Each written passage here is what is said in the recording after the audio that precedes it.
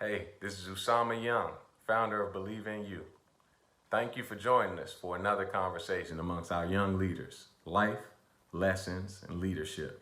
This is our financial education series. If you have any questions afterward, visit believeinyou.org. That's believe in the letter u.org. Thank you again. All right, y'all. You know how we started off. We got 50 in, 50 push-ups, 50 in, 50 out. If you can't get 50, just go all out and get as many as you can. Just rock. Just count going. Ah.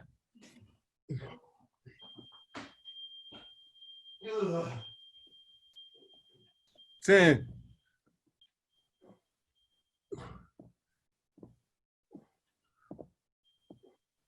20.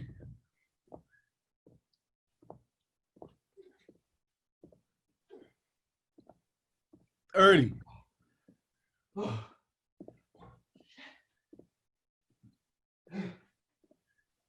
40.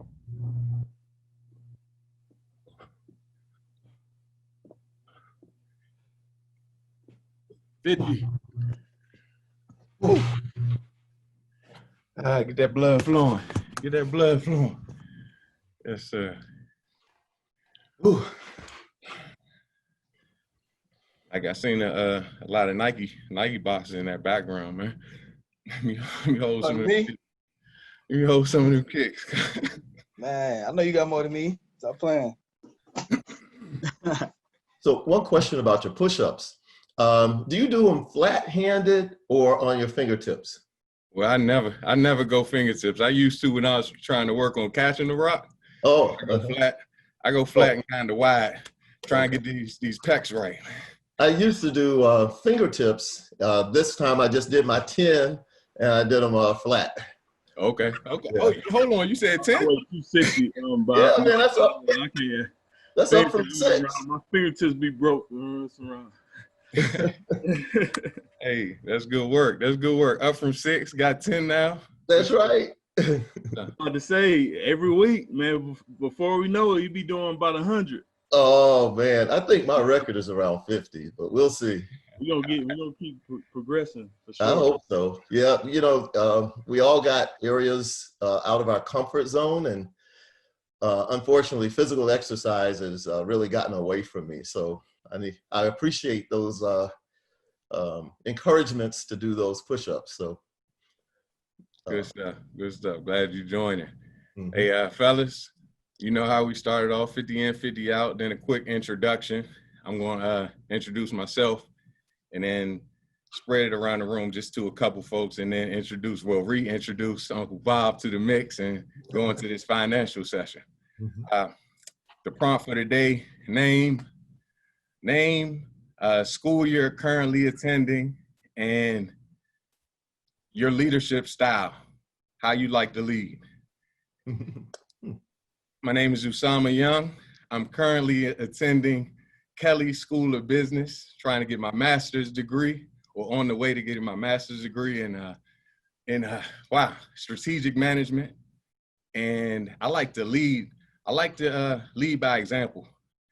At the same time, I'm pushing myself out of my comfort zone and leading more vocally now and verbally. But I like to lead by example and just do the work and watch and make sure others are seeing me. I'm gonna pass the mic to Micah.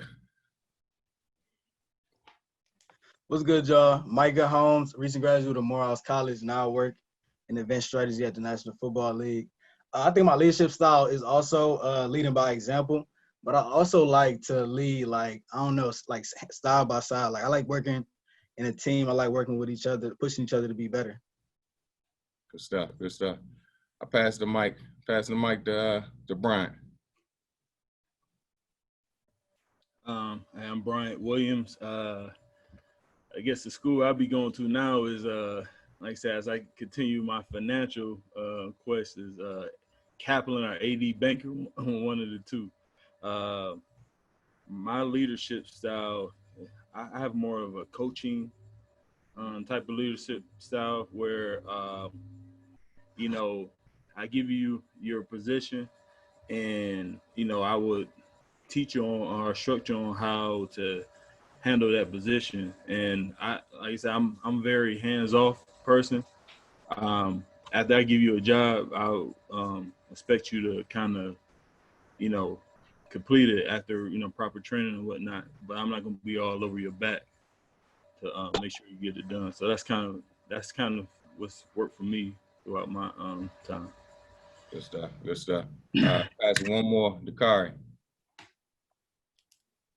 My name is Dakaribello. I go to Mallet Creek High School. And one way that I like to be a leader, I like to like encourage the people around me to do the same stuff I'm doing.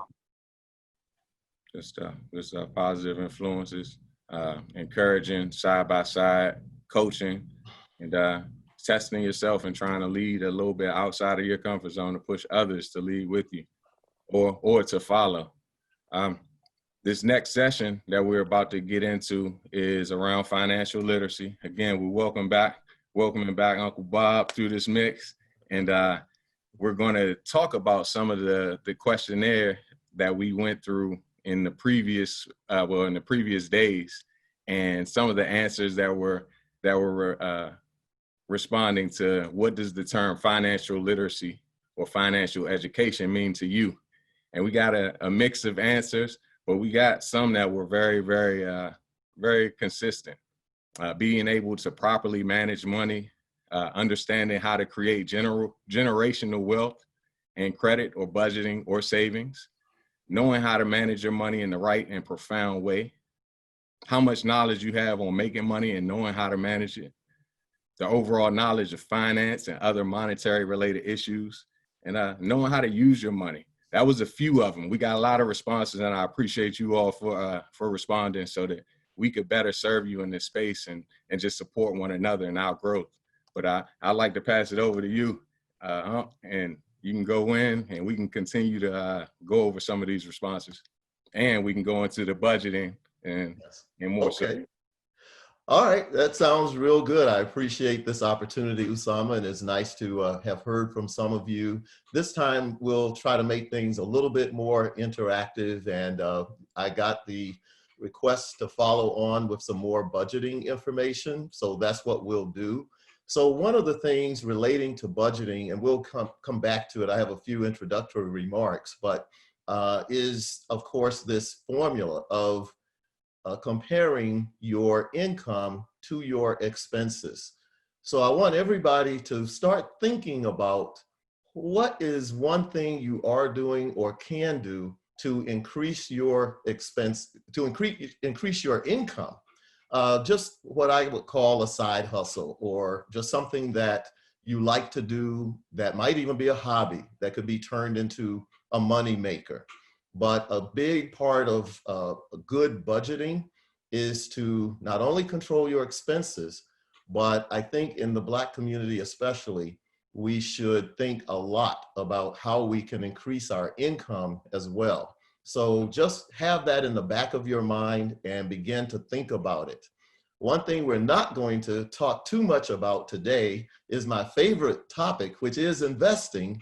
But I just wanted to share a couple of things that are going on right now. We do have an initiative through the nonprofit that I work with, Asset Builders of America, a pilot where we are teaching high school students investing through something called the stock market game. So I want people who are in high school, or at least work with kids who are in high school, be aware of that game. It's a great orientation to how the stock market works. We've got 80 youth. It happens that half are in my home state of Wisconsin, and the other half are down in Florida, where I have some really good friends who are also investment education enthusiasts that I believe Usama will meet one day, because everybody who's working in the community toward financial knowledge and empowerment, we're going to try to connect these dots and bring a lot more people together.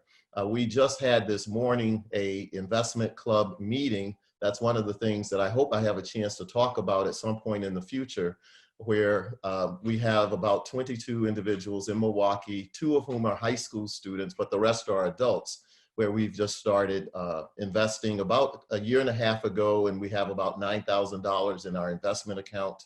And somebody mentioned intergenerational wealth. We started my own family investment club, and we kind of celebrated a milestone this week. We do own Apple stock, and thanks to Apple and a few other stocks, our family portfolio investment club hit $170,000. So we're really excited about that. And that's actually up from about 120,000 in March, because that's when the market went down. So I just had to sort of warm myself up talking about those investment stories.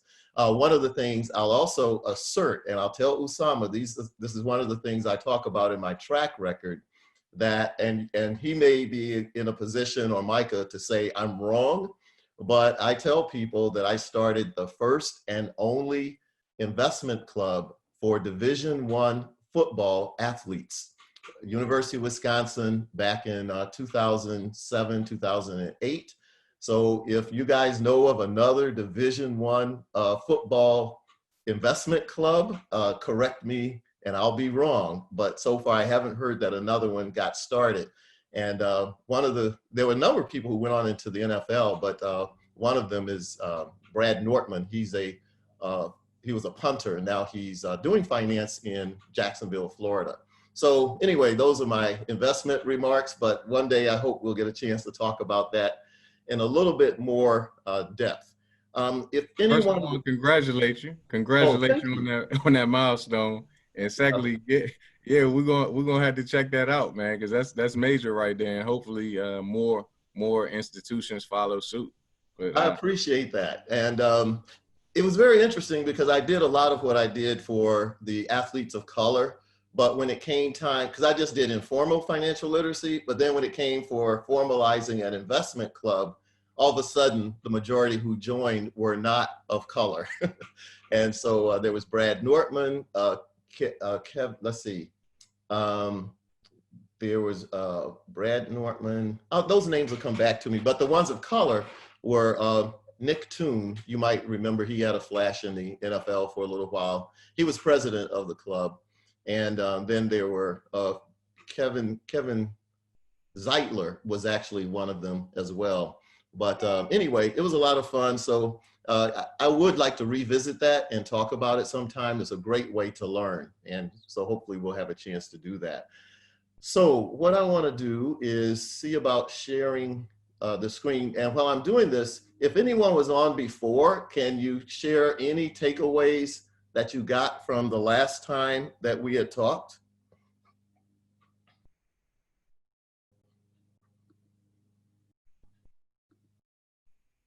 If not, I won the game at the end. You know, that was a big takeaway. oh, sorry, what was that at the end? I said I won the game we played at the end. I remember taking away that W. That's good. That's good. Yeah, and so we want to have more interactive ways that we can, talk about budgeting. And so we went through quite a bit on budgeting last time around. And this time I'm just going to refer to some of the information that's at a tremendous website. The website is Next Gen Personal Finance. And the actual website address is the initials, which is just NGFP, and that's for Next Gen Personal Finance, ngfp.org. And when you click on certain links within that website, it takes you to other really great information. And just looking up budgeting for teens, it took me to the consumer.gov website, and just wanted to review how they present budgeting. Last time I reviewed sort of like my own take on budgeting, but basically in the consumer.gov, they simply indicate that a budget would be a plan for you to write down how you spend your money each month and then just add it up over a year's time. And of course, it's a function of how much you make and then how much you spend. And it helps you then to decide what you must spend your money on versus what you simply maybe want to spend your money on. So one, you know, financial literacy, I may have said it before, in my mind, boils down to 5 major areas. And you really want to think about this because you want to be somewhat knowledgeable in all 5 of the areas. If any of you aspire to go into professional sports, you know, obviously one reason you want to go is that you make a lot of money, but that's not the end game. Be sure that you also have a certain amount of base knowledge for yourself, because there's just certain things that it's not safe to allow other people to educate you on or to lead you into a certain direction. Those 5 areas of financial literacy are credit. You've got to understand some basics relating to credit. The second would be personal finance. That's what we're talking about today. Essentially, personal finance is saving and budgeting. That's personal finance. Then the third is my favorite, which is investing. And in my mind, investing is sort of like the power piece inside of financial literacy. So even though a lot of financial literacy stops at credit, saving, and budgeting, you want to be sure that you get yourself educated on investing. Who can tell me, you know, one of the great news items as an investor that happened about Apple stock just this past week in terms of what they announced? Does anyone know? If you buy a MacBook, they'll give you free AirPods. No. I think it's better news than that. Anybody else? Half off. I want to split. They're doing a 3-way split for their for one stock or something like that. Yeah, you're right on track, man. But it's not 3-to-1. It's 4-to-1. For every share of Apple stock that you own, you're gonna get 3 more. You're actually gonna get 3 more shares. So it's literally you're gonna have 4 shares for every 1 share that you owned. I've owned Apple off and on, and before, when I owned 10 shares, they split 7-to-1. So my 10 shares can't be turned into 70 shares. And then I owned it all the way up to, well, I'm getting way off track because that's investing. But the whole point is to say that investing, that number 3 element under financial literacy, is the power piece that can really move your wealth growth forward. And if you are interested in intergenerational wealth, then you obviously are going to have more than what you need for yourself, so you have something to leave for the next generation. The 4th area of financial literacy, in my view, is entrepreneurship. And that's a whole nother huge subject. A lot to be said there, but a lot of people make true wealth by virtue of owning and running their own business. And when you hear a lot of the political turmoil or arguments back and forth, it actually has to do with what I talked about before, the difference between a consumer and a producer. The laws can't really treat both exactly the same. And so the tussle on Capitol Hill is oftentimes, are we going to sway the balance of our policies and legislation in favor of the business owner, who is the producer, or are we going to try to slant more in favor of the worker, who generally operates in the economy as a consumer? So entrepreneurship is a really important piece, and that by definition puts you on the producer side of the equation. The last component is basic economics. And even though you may not major in economics, there are just certain terms and concepts within economics you want to know, because the world in the United States revolves around basic economic principles. So the one that I wanted to mention right at this point, what are we spending our money on? Is it going to be on something we need or something that we only half want? And that is the economic term, opportunity cost. I hope everybody will write that down and remember that, because opportunity cost is at work every minute, every hour of the day. it generally isn't necessarily tied to money, because opportunity cost is simply the next best thing that you can be doing as opposed to what you're doing right now. So if I wasn't on this Zoom, maybe I'd be mowing the lawn, or maybe I would be balancing my checkbook. So we just want to always be conscious of what we are not doing because of what we are doing. And the same is the case with your money in terms of opportunity costs. If you are spending your money on going to the movies, and that is $30 after you pay for your date and pay for your concessions, then is that $30 that could have bought a half of a share of Apple stock, or it could buy a whole share of a company our investment club was looking at today. What was that company? HPQ. That's a computer company, and I think their shares were only $18. So instead of going to that movie, paying for the popcorn, you could have bought 2 shares of HPQ. So that's opportunity cost. And so that's what we want to really be conscious of as we spend our money, in terms of whether it's something that we really do need, or is it just something frivolous that we'll no longer want for a while. And then we want to know basically why are we doing what we're doing, and some of the basics about how to get started. Basically, you want to just begin to document how you spend your money. That's where a budget will normally start. And here's an exercise that I know I did early on after I finished my college days, and it was really helpful. And that is to, for a period of time, at least a month, be diligent and write down everything you spend your money on. And, you know, as Usama is learning, I'm a little bit old school, because I still do stuff by checks, and, you know, I don't have a lot of electronic stuff.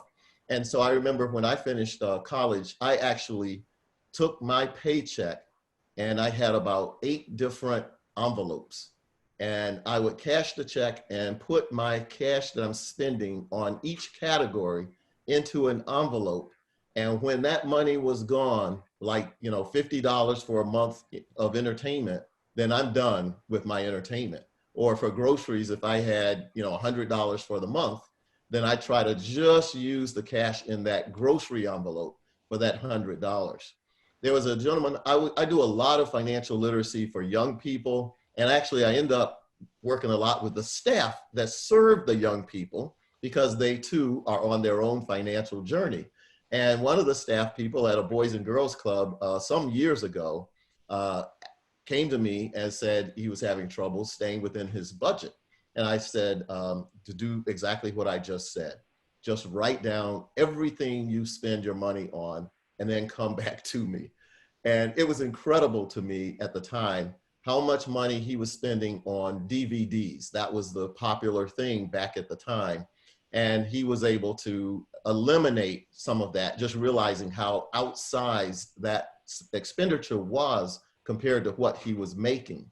And fast forward, I saw him at a Target with a kid in tow, and he thanked me for getting him on track and within budget, and said that he even found time and money to be able to save based upon a much more carefully developed budget. So you want to write down all of your expenses, and then write down how much you make, that is your income, and then subtract that amount and see where you're at. Everybody has a beginning point, but hopefully you want to get to a point where your income is no less than your expenses. And then it says here, if the number is less than 0, then you're spending more money than you're making. If you want to make some changes, you want to somehow get that budget in control where your income is going to be higher than the amount of money that you're making. One thing that's very interesting about how some people do their budgets is they only save a little bit if they have something left after they paid all of their expense obligations. I think a best practice is PYF, pay yourself first. So this is what my dad used to tell me. And my dad, Osama, was the original Uncle Bob. So you're right. Everybody used to call him Uncle Bob. So I guess now I'm Uncle Bob. But basically, I'll never forget, one thing he always emphasized was, he didn't use the term pay yourself first, but his point was, you treat your savings obligation like a regular bill. And so when you're deciding to pay your phone bill, your mortgage, your utility, you also put a line item for your savings as well. And that's very, very important. We may talk a little bit about credit cards, because that can get people in extra trouble, because it can throw off your budget if you plop down a credit card to buy $30 worth of groceries, and then that bill doesn't come until the next month. So you got that month's bill, grocery bill, plus paying back what you spent last month as well. So be very, very careful of credit cards. If you don't get paid every month, then one thing you might want to do is average out either expenses that aren't paid by the month, or average out income that doesn't come in by the month.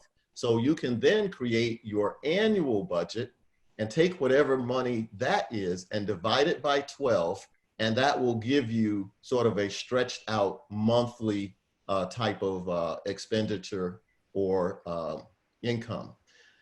So that's just an example here, that if you made up to $30,000 in a year, and if you divide it by 12 months, then you essentially have income of about $2,500 per month.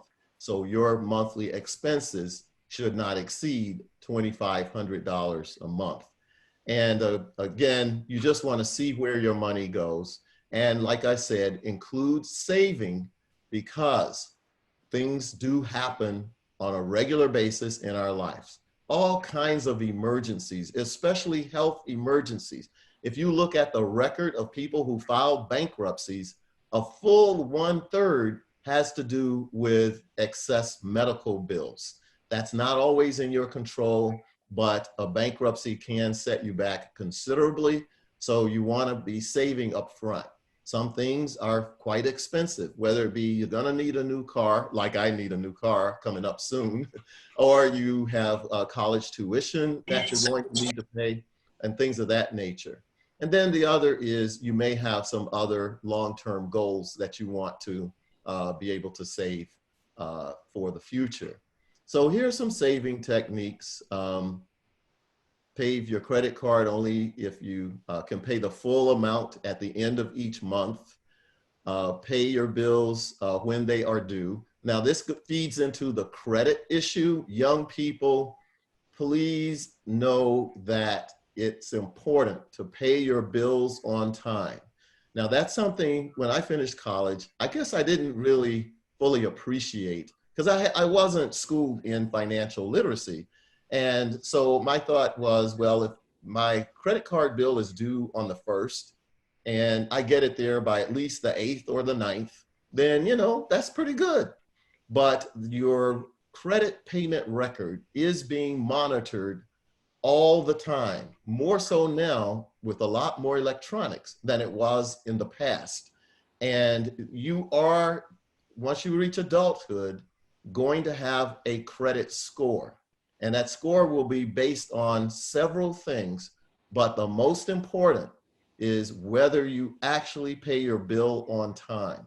So that's not only a budgeting issue, but it's also ensuring that you keep a good credit score. Regretfully, with the years of financial literacy and business development work that I have done over time, I have seen African Americans have poorer credit scores on average than non-African Americans. And there's a lot we can talk about with that, but suffice it to say that sometimes you do not only want credit, but sometimes you do need credit.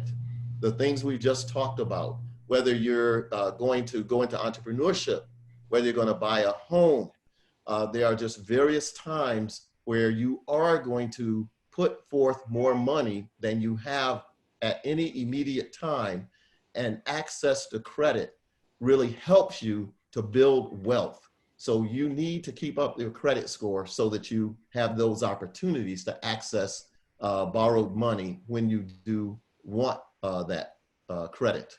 Let's see, consider opening savings account in a bank or credit union.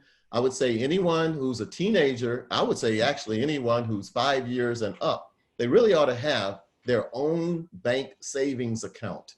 And again, just to throw a piece of terminology on you, you want a savings account at a depository institution.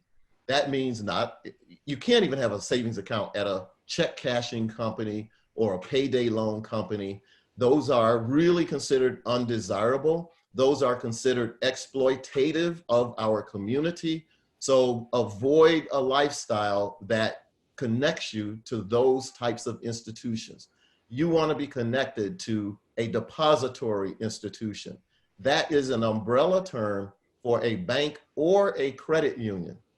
I think credit unions are more user-friendly for the smaller accounts. So for kids and teenagers, just find your credit union that you qualify to join and start your savings account there. But one best practice that I hope will fan across the Black community is that everyone has their own savings account, because that's where it all starts. If you're following some of the corporate responsibility statements and what they want to do to help communities of color, a lot of them want to funnel money through financial institutions that serve communities of color. And they're finding it hard to do that because we have a underrepresentation of financial services companies, i.e. depository institutions that are really representative in ownership of the communities of color that we want to serve. So that's sort of a point that's beyond the scope of your own budgeting, but to be conscious of the fact that you want to connect with depository institutions as you go forward.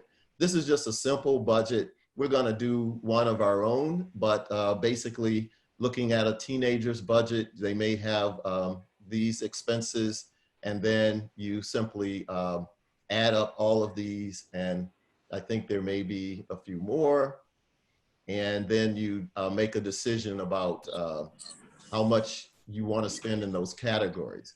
And then you just basically account for all of your major bills, your other, what you might call discretionary spending, and then you just add it up.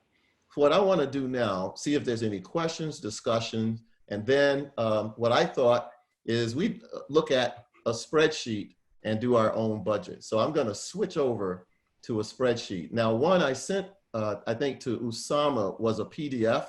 So we couldn't really use that together. And therefore I came up with one. Well, I really just took the PDF and converted it to a spreadsheet that we could all look at. It's kind of interesting that. I want to ask you something before you go into that. Well, you can bring it up. But no, go ahead.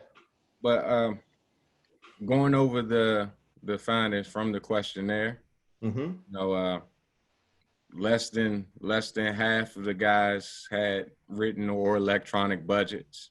So, you know, this is the time to challenge ourselves. And I think one of the points you made that was great was to start writing down all of your spending. You know, when you start putting it down on paper, whether it's on paper or it's in your phone notes or something, at least you know how much you're spending, and that might end up being very eye-opening to you. Another thing that drew a little bit of interest for me was that, you know, half of us have income or some sort of job allowance and half of us don't. Now, I know I would expect that half of the ones that, well, most of the ones that don't are those that are younger, you know, maybe in middle school and high school, but still it makes me think of different ways to earn money, whether it be one of those side hustles that a few of you all have. You know, I think about cutting grass. If you're in that colder climate, I think about shoveling snow, doing some chores or helping out someone that might be elderly and you might be volunteering for it, but hey, sometimes they pass you a little bit of cash and you'll deny it, but then they say, no, you take this. Hey, finding a way to get some sort of income right now, it would be great. And I think it adds to the level of understanding of money, and it will increase your responsibility in how you deal with money. That's absolutely true. Anybody else have any questions or comments following up on that? So to that point, we wanted to just look at this budget. I emailed this. This is just an Excel spreadsheet, and I emailed this to Usama, and you can share it with others, because if they want to just kind of customize this, put in their own categories, they can do that. And this is the expense or income side. I'm sorry. This is the income side at the top. Then we'll go over some expenses and just sort of see how a budget operates. So we'll just have people, we'll run through this very, very quickly, but right here is where I want to list as many ideas as you come up with side hustles for some additional income. So somebody just tell me what would be a good, I think we're going to make this a monthly budget. So what would be a good monthly paycheck? Anybody? Amount. I'm going to volunteer one. Brock. I'm not really sure, because like it depends on your lifestyle. Because like if you're living in like 1,000 square foot house, and you're driving like not the newest car, your budget or like your monthly needs is going to be significantly less than someone who's 3,000, 4,000 square foot house, someone who's driving a Mercedes or something like that. So I honestly don't know how to answer that. I'll tell you what, I'm gonna hey, Bob, I wanna make this conversation go in this direction. Brock, we're taking you do not own a home, you do not own a car, you got other things that you're spending on and leisurely moving as a high school student. Per month, I say about $40 or $50, honestly. Okay. You want me to just put that here? Yes. That's fine. All right, I'll put 50. And then up here, you can make these all dollar signs. They look a little bit more official. All right. Allowances. Average allowance might be $25 a month. Some people have to work for their allowance, some don't. One thing my wife and I do, if we give anything for a birthday, you can rest assured it's going to be cash with the assumption that they're going to put it in the bank. And so an individual might get $50 in cash the birthday though is only once a year. So that if that's $50, $60, that's going to be no more than about $5 per month. So we're going to do this as a monthly thing. Gifts, probably no more than $5. I'm going to get down to the hustle and see what you guys think about, what can be developed there as well. So here we have our extra hustles. Each person give me one idea of how you could make a little bit extra money on a monthly basis, and about how much. Cutting grass. I'm going to cheat. I go with tutoring. Okay, tutoring. That's a good one, if I can spell it. And about how much a month might you make in tutoring? I say $40. Okay, that's a really good idea, because then basically you learn and you can share what you learn with others. So it's sort of a double benefit. All right, and I heard cutting grass. Who said that? Me. Okay, and about how much a month might you make there? Like 20 or 25 maybe. Okay, I had about 3 customers, including my house, so I made a little more than that, but we'll put 25. Okay, any other side hustles?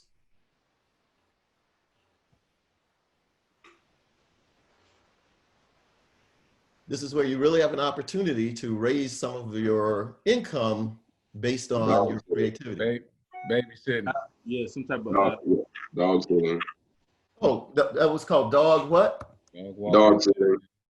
Okay, dog sitting and walking and grooming. About how much? About 30 or 40. All right, let's say 35. All right. Any more? I don't know how many of these guys are trusted to do this, but I'm gonna still say it. Babysitting. Okay. And actually, that can be pretty good money. Yeah. Could be anywhere from, I'll say 40 a month. I was tempted to say 50, but That's at what I was least thinking. yeah. Now, anybody making money off the internet? Because there's a whole lot of internet marketing going on. I am not doing it myself, but I do hear about quite a few folks going toward some sort of internet marketing to make money. I'm not. I'll let the young folks chime in if they know of any ways to get some money on that. I'm just going to put it in here and with a question mark. With a question mark. Well, not everybody would be doing all these things. If you think of some others, put it in the chat or just interrupt. And not everyone would be doing all of this, but it gives us something to work with, 275. And then you do the same thing down here. Basically, if you got a car payment, just in the interest of time, I'm gonna say it's really more than 75. What's a car payment these days? It's actually a lot, but let me just say 125, because maybe it's a used car and we see the budget we're working with. We don't have much. That's car as a category, and then the car payment is right here, 125. So that's why I like this activity, because it highlights for the youth that they don't necessarily have a lot of liabilities. Well, And, that's true. and then we go on to more of the leisurely type things, the shopping, the fun, and possibly cell phones, but we can get some answers that are a little bit more, hey, this is what's taken out of the pot. Exactly. So to give us a little bit more money to work with, I'm gonna say $10 a month. That's about $120 for your car insurance. Gas, let's just say $10 a month, so we have something to work with.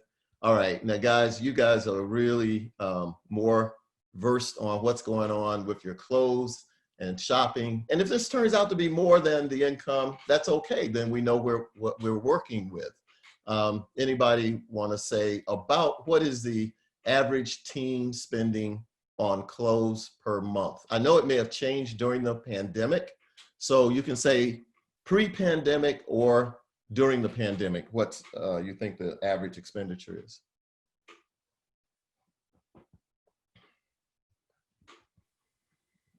Oh, so nobody buys their own clothes. Y'all still got the parents taking care of y'all? Hey, You nobody could about the say like days.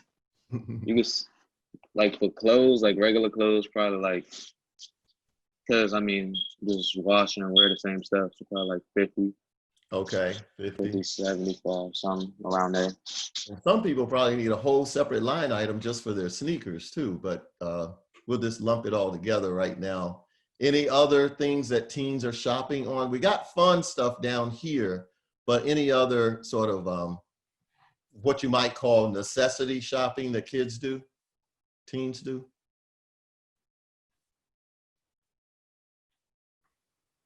If not, let's go down for right now to your entertainment. We have video games. I guess your movie bills would be right here. Somebody talk to us about your pre-pandemic movie expenses and your pandemic movie habits. That's easy for me. Like my wife and I used to always go to the movies every Tuesday. And I would say that probably cost me maybe $20 to $30, because it's like $5 movies on Tuesday. So Right. the most I pay for is like some popcorn and whatever else she wants and drinks and stuff like that. So that might come out to like $25, $30 per trip. So right. You're talking about like $120 maybe. Oh, that's right, because that's per time, and you would do it 4 times a month. Right. Yeah. Hey, so you not bringing the snacks to the movies, bro? Oh yeah, you know we do that too, but It's recorded. It's recorded. Yo, yeah, if you hungry or something, man, they get your big purse today. Yep. Hey, and Dakari, I know about these dates, man. What's up? How much you spending on them dates to the movies, bro? Not that. It wasn't that much. I don't remember how much it was though. All It right. wasn't like too much. Dakari, are you now saving more money because of the pandemic in any ways? I'm saving a lot more money because I Okay. In haven't been terms of going nowhere. what expenses are you not having because of the pandemic? I haven't really been buying a lot. I haven't bought a lot of clothes since the pandemic. So yeah, I've been saving more. I know for me personally, I always say there's so many wants out there that you can't put yourself in jail and not enjoy any of the wants. You just can't have all of them. Cars, movies, travel, CDs, etc. So ours is travel, and we have saved thousands because of the pandemic. Normally we'd be somewhere probably right now were it not for the pandemic. So I didn't even put travel in here, but that's a big expense for some people. TRAVEL. Any other comments on dining out and so on? Just to see how this works, I'm going to put $50 a month. That's during the pandemic, because I know for us, we used to spend even more than that. I have no idea about music downloads. Somebody tell me about what a person spends on music downloads a month if they're into that. Yeah, how much is that Apple subscription, y'all? Yeah, I pay like $10. Like 5. Okay, 5, 10. I heard 15. I'm gonna put 10. You gotta put all the streaming services like Netflix and all that on there too. Okay. Yeah, like Hulu and all that, Disney Plus. Okay. But what is the average cost of those? $14.99, $15. Okay. Yeah. Does anybody have more than one of those streaming services? Got to. Okay. Travel, I'm just gonna say 0 for now, because it's not about me. Video games, are those subscriptions or not? Yeah. Okay. Playing online it is. So what is the Yes, sir. They are subscriptions. okay? Yeah. What is the average monthly expense that people are engaging in if they are into video games? I imagine it's a combination of subscriptions. But I hear you buy new games or buy new something. I think the games are usually like was it like $60 a piece? Like if you buy the game straight out. Okay. And then some people do the I don't play online, but I think, and they can maybe tell you better than I can. I think it's like $20 for a couple months, maybe. It's 60 a month. No, it's 60 for Xbox Gold, Xbox Live Gold. Wow. And that's not a month. That's for the year. That's a year. Oh, for the year. Okay. So it sounds like about $20 a month might be a reasonable amount to put in there. I'm skipping travel. All right, let's just do a quick lightning round. Cell phone a month. 80. Did I hear 80? I was gonna go 50. I know it ain't 50, but I was just gonna go. No, probably like 70, 67. Yeah, I got the family plan, so I'm like at least 150. 140 at least, yeah. Yeah, let's act as if we're not paying for the entire family and break it down. So if it's 150 for your family of 3, we're gonna go with 50. All right. That's boost services, boy. 140 for iPhone standard, man. I'll put 50. You can get those I'm paying like 70. In the game, if you get the Obama phone, you be all right. So when we say personal grooming, let's narrow it down to just the barber. How much are you paying were you before the pandemic paying your barber when you would go and get a haircut? Probably be $50 with every 2 weeks. $50 a month. So now when you say $50 every 2 weeks, how frequently were you going? Well, it's 25, so I would say Okay. so $50 for the month. All right, Yeah. $50 per month.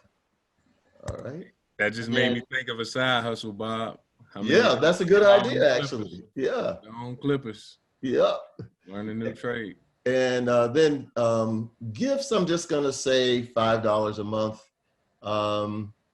The nice thing I like about Excel is so easy to put in, you know, whatever you want to. The format that I sent in PDF didn't break out things like this, but I just felt like it's important to think about these things separately rather than lumping charity and tithes and all that together.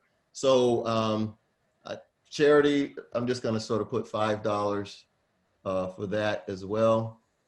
And then, no, that's $5.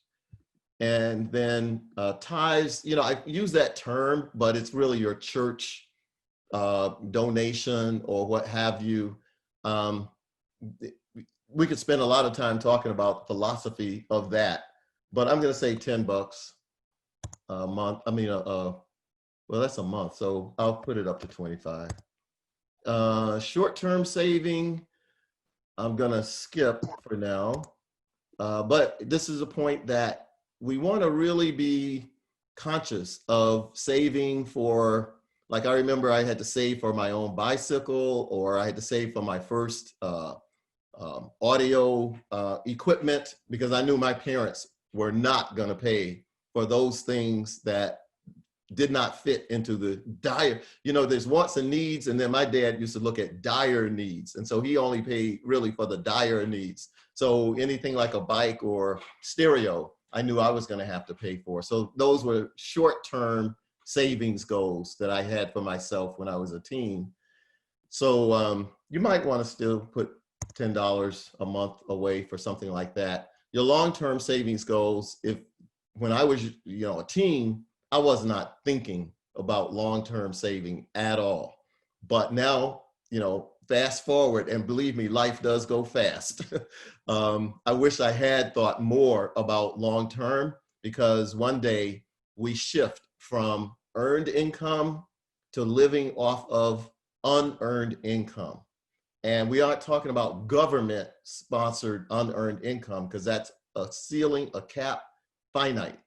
But you have your own portfolio that will pay you based on what you put into your portfolio over your working years. So young people, please start putting away a little bit of money, even for your long-term savings. And then I'm very biased. I think everybody should be in an investment club. And the normal charge for that is $25 per month. So that would be another long-term savings component. So then it's just a matter of seeing where your balance is at. And in this case, because this person does own a car that they're still paying on, is a big cost to them. Their monthly entertainment is quite high. And now that I think about it, that was because of that movie going. We're going to reduce your movie costs back there. And we still are quite a bit over. But that's just basically how you do a budget. And like I said, it would be really important to keep a track of your budget on a monthly basis, very detailed for a month, and then look back over it. And I suggest have someone who knows about money and finance that you respect to let them objectively look at your budget or your spending history, because they are apt to give you some feedback that you're either not seeing for yourself or you're not willing to admit for yourself. But that's basically the tool of budgeting.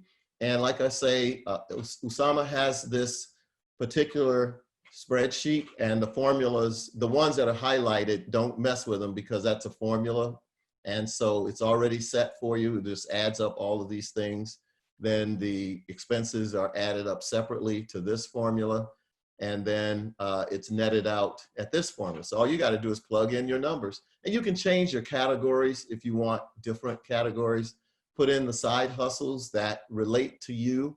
But you know, it's just things now that I would have done differently when I was a teenager if I knew then what I know now. And so several things come to mind. Number one is read all you can. Reading is super important. Number two would be journaling, because journaling actually strengthens your mind, your memory, and it actually helps you to be more creative in your writing. But the third thing is really relevant to here, and that is to get into an excellent budgeting habit. Another reason that minority entrepreneurs have had trouble even getting PPP money, but oftentimes just getting a loan from the bank anyway, is because their financial records in their business is not telling the bank the story that they need to know as to whether this is a business that can pay them back. And they can't tell the story because the story is in terms of the numbers. So getting in the habit of keeping the numbers for your household will carry over, right? For me right now, trying to keep better numbers in my business so that if I have to go to the bank and talk about how well my business is doing, I can show the bank by my meticulous record keeping of my numbers. So just like you're in the habit of doing those 50 push-ups, you should be in the habit of keeping a very good and strong budget. And hopefully Usama will follow up with you 30 days from now and ask you to report on your exercise of keeping a detailed list of all of your expenditures over the past 30 days. And of course, you should keep a list of your income as well. And as you can tell, it's usually a little easier to track your income than it is to track your expenses. But in a good budget, you'll do both. I'm done. If there's any questions, I'll take some questions and otherwise turn it back over to Usama. Well, before the questions come in, I want to say thank you. Thank you for sharing those valuable gems. I think so much of it is elementary and it's so easy to do, but it's something that we overlook regularly. And I just went through and I was thinking, wow, I've got a budget and I've got it set, but I didn't include a number of my subscription services, which are, you know, I'm thinking nickel and diamond to me, but those add up pretty easily. And I was like, hey, go on, how much is that Apple service? Oh, hold on, I got an app that I pay a certain amount for. And going on and on and on, I thought about that, and I have to update my budget. But real talk, I'll say it, money isn't everything to me, but it does provide a lot of comfort in terms of how I live my life. And knowing where my money is going, it adds to a little bit more structure and a little bit more pleasure, because I can do some things. And I think all of us can figure out different ways that we can utilize our money to either help ourselves out or help others out. So hopefully, guys, you all are listening. You all are taking down some of these notes. We're going to share notes with you. I'm going to share that the document, the outline, or the spreadsheet for us to budget, and you all take a look at. But I'm also going to check in periodically about how you're documenting your spending and also your income. But thank you, Uncle. Sure. With that said, if we don't have any questions, y'all know how we get out. 50 out, and then I'm gonna close this thing out. Thanks a lot, Bob. Okay, thank you. I'm gonna do mine. Let's get it. Thank you, Uncle Bob.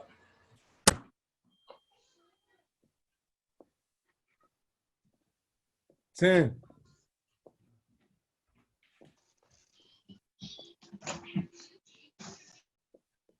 $20.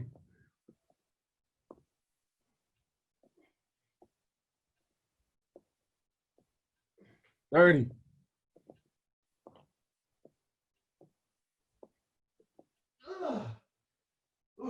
$40.